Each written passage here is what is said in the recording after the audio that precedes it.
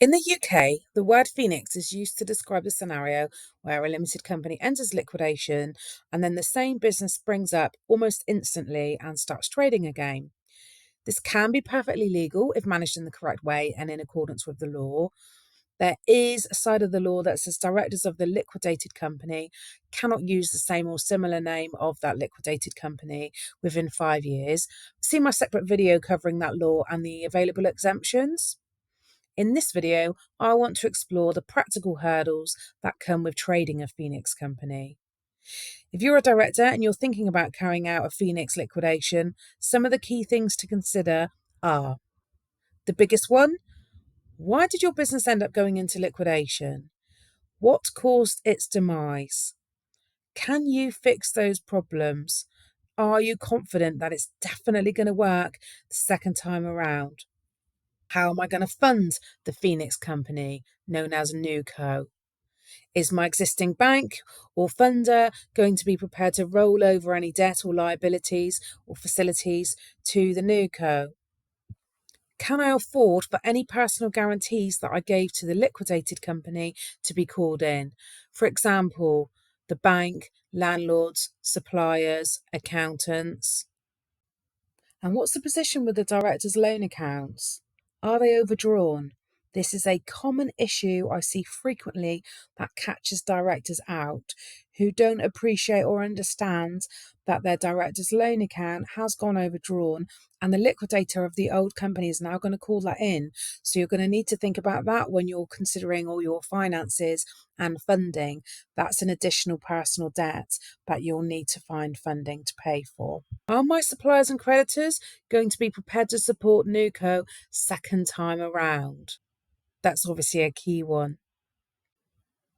In conjunction with this, you're going to need to think about the stock.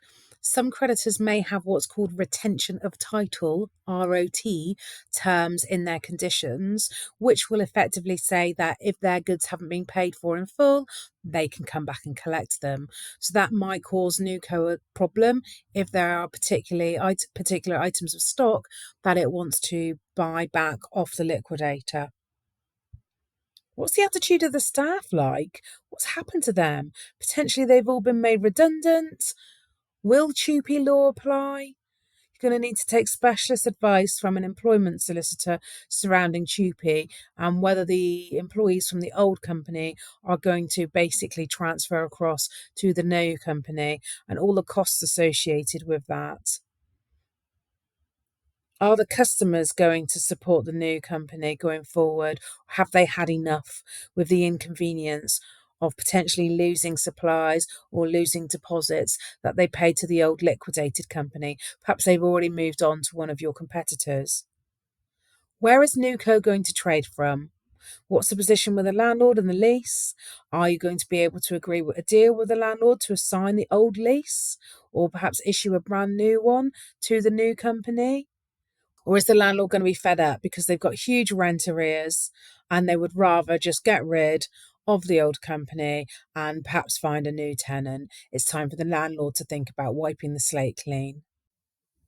HMRC can insist on a security deposit or bond to be paid upfront if they suspect that NewCo isn't going to pay its taxes. And so one way is likely to think that is if it's aware of the liquidation of the old company. So the best thing to get around this is in the ordinary course, you should be doing this anyway, but sort out all your new tax registrations for the new company before you take steps to liquidate the old one. So again, it's a case of getting all your ducks in a row and lined up. So those are just some of the things that you need to think about, but they are large decisions and there's going to obviously be a cost associated to all of those. You're going to have to sit down and have a real think of whether it can definitely work second time around.